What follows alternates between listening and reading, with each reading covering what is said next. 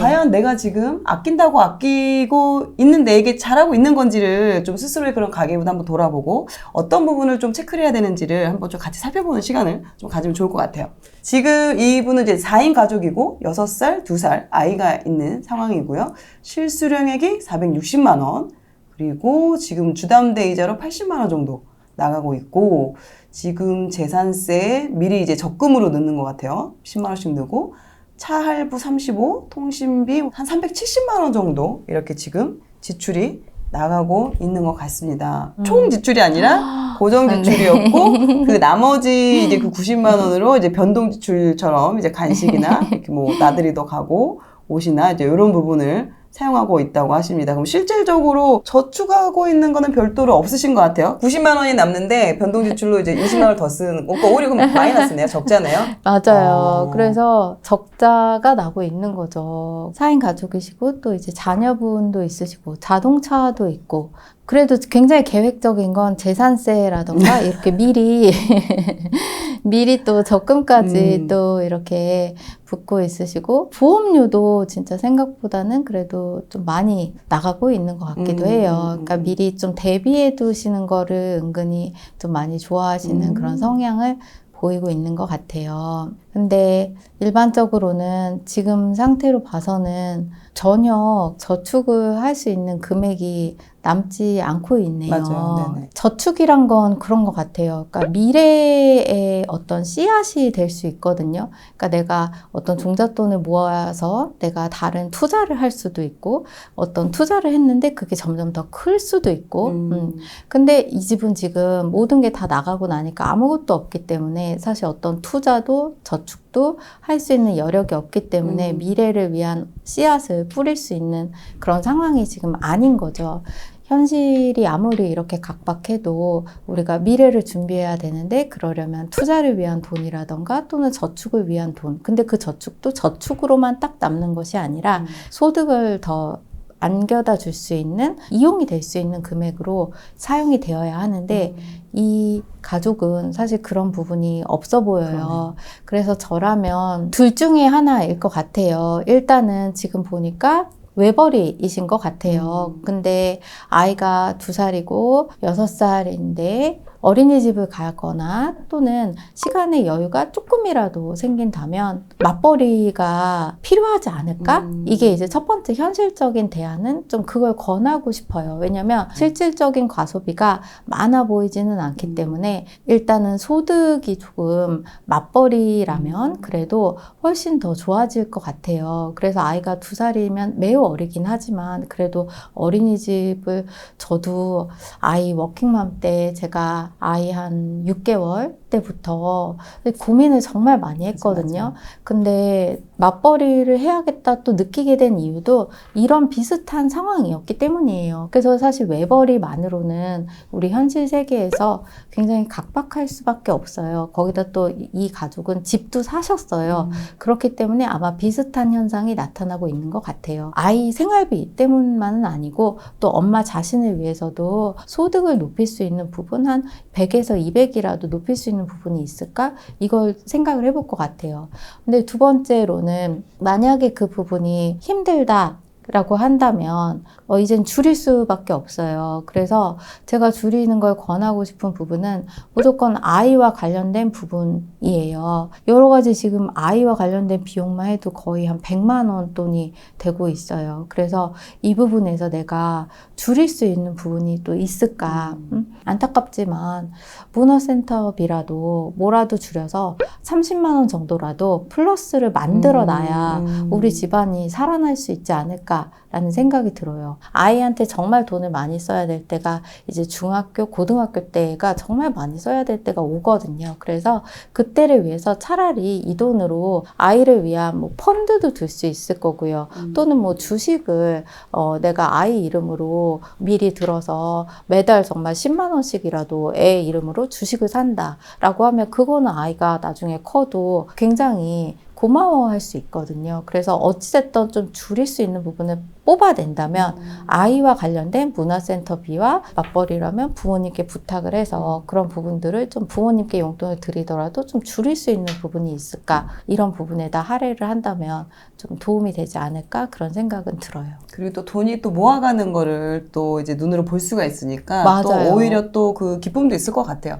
물론 저희도 이제 아이를 키워서 봐서 너무 왜 힘들어서 문화센터를 그럴 가는지 알고 거예요. 있습니다. 그 문화센터 잠시 쉬는 그 숨을 쉬는 맞아요. 시간이죠. 문화센터 가는 이유가 그 엄마 숨 아기만을 쉬는 위한 건 아니에요. 전혀. 안 해본 게 아니라서 그 마음은 충분히 알아. 그리고 이게 이제 또 이제 경제적인 그럼요. 부분에서 저축액을 좀 늘리기 위해서는 어쩔 수 없이, 왜냐면 이제 직장을 다니면은 그만큼 시간적인 여유가 없다 보니까 없으니까, 아무래도 좀 맞아요. 이런 부분들을 같이 이렇게 병행을 해야 되지만, 전업맘이시다면은 집안일은 좀 그래도 약간 내려놓으시고 그럼요. 오히려 이제 거기에서 이제 시간과 체력을 좀 아껴서 이렇게 아이한테 쓰는 것도 하나의 방법이지 않을까라고 말씀드렸습니다. 꼭 맞벌이를 하시는 것도 필요하실 것 같고, 또는 내가 출근하지 않아도 집에서 할 수 있는 일들이 여러 가지가 있잖아요. 제가 아는 분도 최근에는 영상 편집을 배우셨더라고요. 오. 그래가지고 아르바이트처럼 이렇게 파트타임으로 집에서 이렇게 하시더라고요. 근데 그것만으로도 부수입 100만 원 이상씩 내고 계시더라고요. 아니면 스마트 스토어라든지 이제 내가 할 수 있는 게 혹시 있을까? 근데 그것은 아이나 또는 생활비만을 위해서가 아니라 또 나의 재능을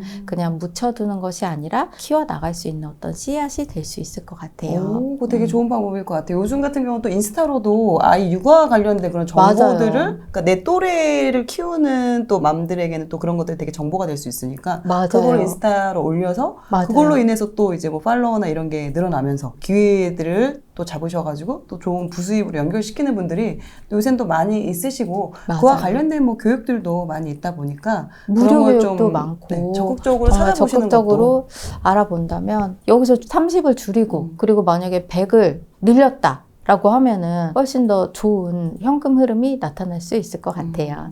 또 변동 지출도 있는데 그래도 또 여기서 또 뺄 수 있는 게 또 뭐가 있을까 이제 생각하면 식비죠. 비중이 좀 높은 편인 것 같아요. 배달이나 뭐 이런 부분들을 좀 확 줄이시고, 저라면 지금처럼 이런 적자 생활이라면 마이너스 20만 원씩 30만 원씩 막 이렇게 맨날 적자가 나고 있는데 본인이 헬스장을 뛰는 건 좀 아닌 것 같다라는 생각이 드네요. 이것도 싫다. 그럼 지금 마이너스가 계속 나고 있는데 맞아요. 이렇게 마이너스로 계속 사는 게 좋은지.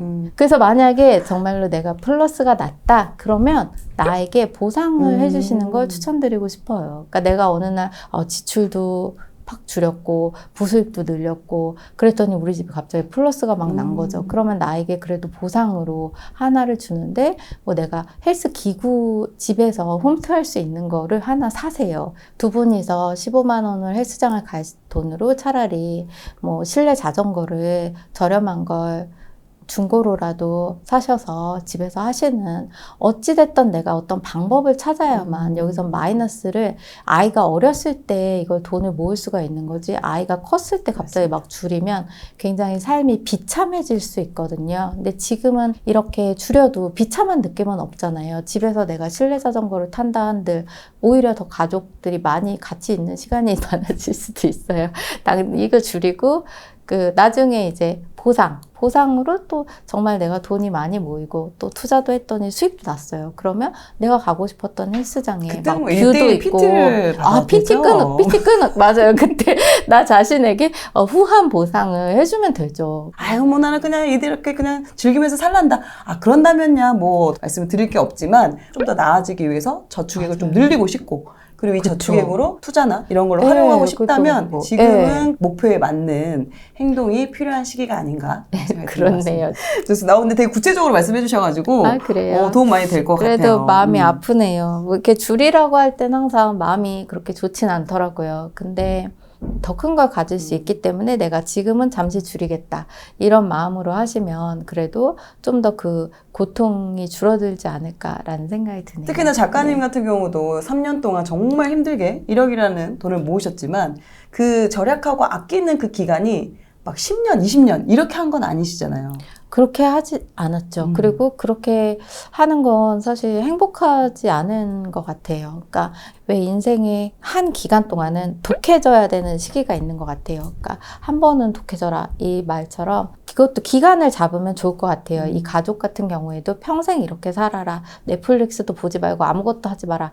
헬스장도 가지 마라. 그런 뜻이 아니라 한 1년 정도만 딱 한 번 종잣돈을 모으기 위해서 우리가 같이 노력을 한번 해보고 대신 더 큰 보상으로 우리는 보답받을 거다라고 생각을 한다면 좋을 것 같아요. 그럼 지금 만약에 월급 한 300 정도 받는다라고 쳤을 때 그러면 이 월급 300에서 어느 정도 저축 비율을 가져가야 되는지 이것도 좀 궁금해 하시거든요. 물론 많이 할수록 좋지만 또 여건상 그래도 이 정도 비중이면은 그래도 어느 정도 저축을 잘 하고 있다. 처음에 이제 뭐 모든 분들이 그렇겠지만 직장 생활 처음 할 때부터 막 연봉이 높지는 않잖아요. 그렇죠. 저축의 비중이 본인의 그 연봉에 따라서 다를 거예요. 왜냐면 기본적으로 우리가 들어가는 생활비가 있기 때문에 거기서 내가 얼마 정도가 남는가 또 생활비도 감안을 해보면 어느 정도일까? 만약에 아이가 없고 두 분이 맞벌이다라고 하면은 50% 정도는 다 그냥 저축을 하시라. 한 사람 월급은 그냥 없는 셈 치고 저축을 바로 하는 걸 권해드리고 싶어요. 근데 만약에 이제 아이가 있다라고 하면은 저축의 비중이 50%까지 가지 않을 거예요. 그때는 한 30% 정도까지. 물론 이제 그 거주를 또 어디 하느냐에 따라서 예를 들어서 뭐 맞아요, 300만 원을 맞아요. 받아도 부모님 집에서 다닌다거나 이런 분들은 좀 더 저축률이 올라가지만 그쵸. 뭐 예를 들어 한 300만 원 정도 벌어서 30% 90만 원 정도다. 그러면은 이게 1억을 만들려면은 시간이 그래도 꽤 걸리겠는데요. 제가 사용했던 방법은 물론 안 먹고 안 쓰는 거 그게 이제 가장 첫 번째 제가 생각했던 것 중에 하나인데 그때는 재테크를 잘 몰랐기 때문에 그 방법밖에 별로 없는 줄 알았던 것 같아요. 제가 깨달은 것도 아 이렇게 해서는 굉장히 속도가 늦겠구나 라는 걸 깨달았어요. 그러니까 뭐 월급 한 1,000만 원 된다. 그거 안 먹고 안 써. 그러면은 금방 모으 그렇죠. 근데 월급에서 월세도 나가고 뭐 다 나가고 월급도 별로 그렇게 세지도 않은데 안 먹고 안 써 봤자 그렇게까지 팍팍 모이지 않더라고요. 맞아. 그래서 제가 그때 했던 것이 예를 들어서 주식 투자를 했었어요, 저는. 그래서 진짜 1,000만 원이라도 이렇게 모였다라고 하면은 그걸로 주식도 한번 도전해 보는 걸 추천드리고 싶어요.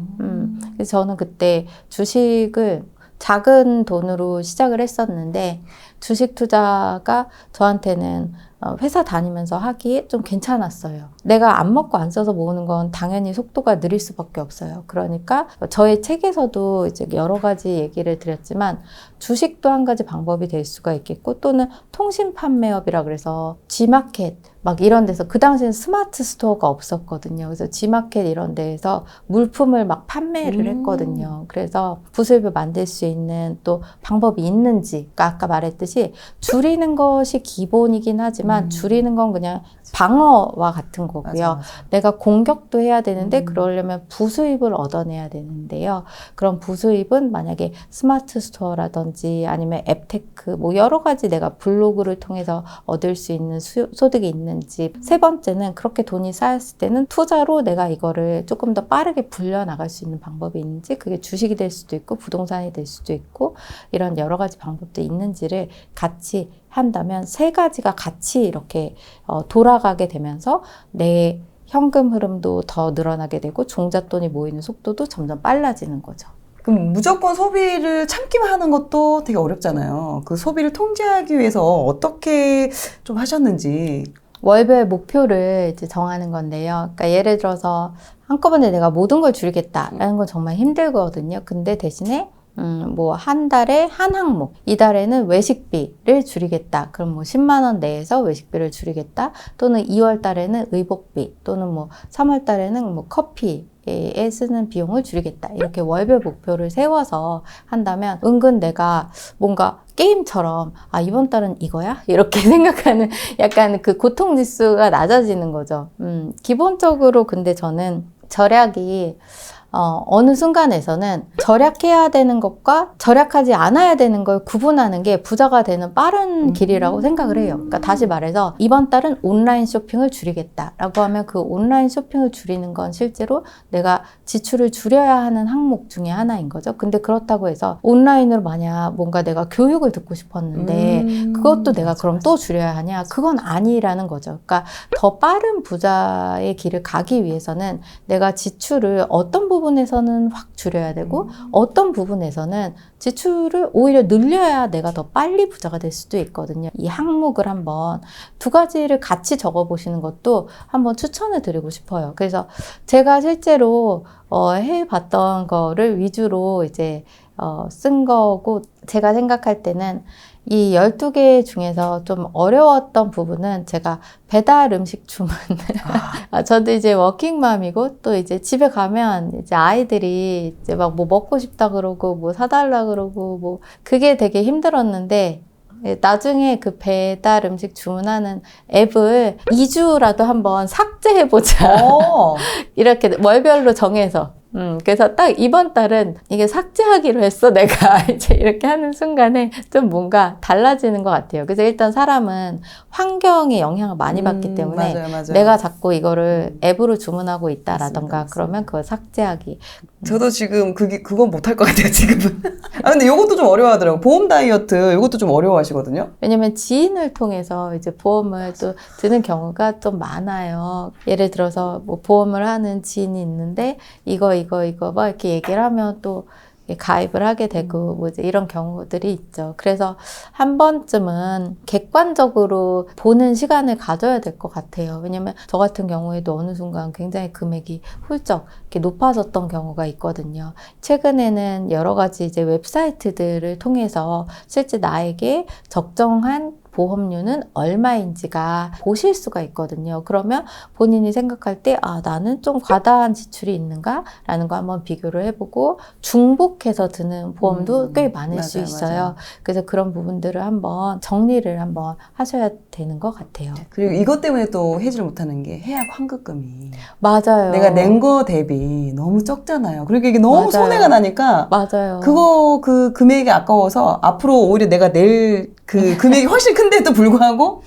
이거를 해약을 하는 게 어렵더라고요. 그렇죠. 왜냐면 사람은 사실 단돈 10,000원이라도 내가 갑자기 손해를 본다. 그럼 그게 정말 더 크게 느껴지거든요. 근데 이제 그런 부분들을 냉정하게 이게 내가 지금 앞으로 100세 시대인데 100세까지 계속 이렇게 과다한 비용을 내는 것이 맞는가? 아니면 한 번쯤은 정리를 해야 하는가? 그래서 정리를 요즘엔 최근에는 보험료 비교 웹사이트들이 정말 많아요. 그래서 그것도 한 군데만 보면 좀 불안하실 수 있으니까 한 3군데 정도를 비교 데이터를 받아보시고 본인이 생각할 때 자신의 보험료를 어느 정도까지 줄일 수 있는지. 근데 보통은 한 30% 정도까지는 줄일 수 있는 것으로 나타나고 있어요. 그렇다면 지금 말씀하신 것처럼 이렇게 전략을 했어요. 전략을 하고 그럼 이 모아놓은 돈을 이걸 어디에 또 이제 넣어둬야 될지도 또 고민을 하시더라고요. 예전에는 파킹 통장, 뭐 그리고 CMA 이렇게 되게 활용을 했었는데 이쪽으로 이렇게 좀 보관을 해두면 될까요? 오히려 그 돈을 뭐 주식 투자, 이렇게 펀드나 이렇게 또 활용하는 건 또 어떻게 보시나요? 이게 어떤 자금인지가 이제 중요한데요. 특히 이제 주식이라면 제가 권해드리고 싶은 건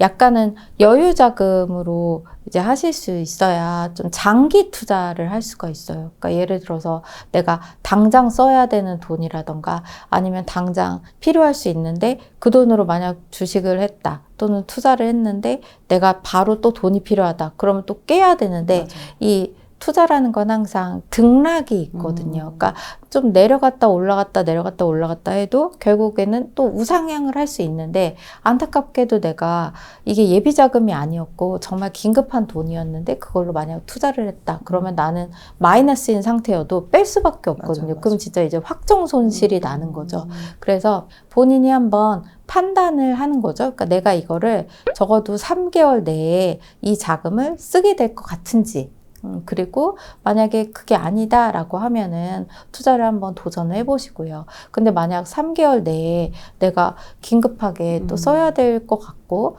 내가 만약 긴급한 자금이 필요할 수 있는데 그 돈을 만약에 투자에다가 넣었다. 그러면 그건 조금 아쉬움이 있을 것 같아요. 그때는 파킹 통장이나 CMA에 분산을 시켜두시는 것도 좋을 것 같아요. 오늘 또 절약에 대해서 많이 말씀을 해주셨는데 전 또 특히나 기억에 남는 게 거기에서 그 지출의 우선순위를 나눠야 된다. 그 모든 걸 아낄 게 아니라 또 나에 대해서 투자할 수 있는 그 부분에서는 어떻게 보면 좀 지출을 늘려야 되는 부분도 있다라는 거. 그 부분이 또 좀 의미 있게 다가오는 것 같아요.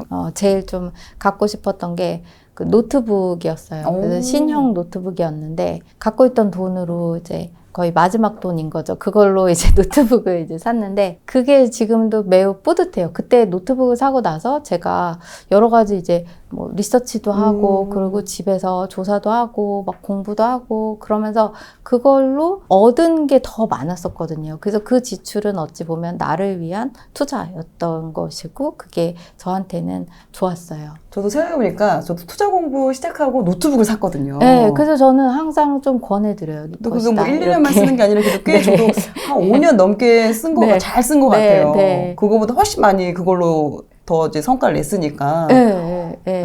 맞습니다. 네, 좋아요.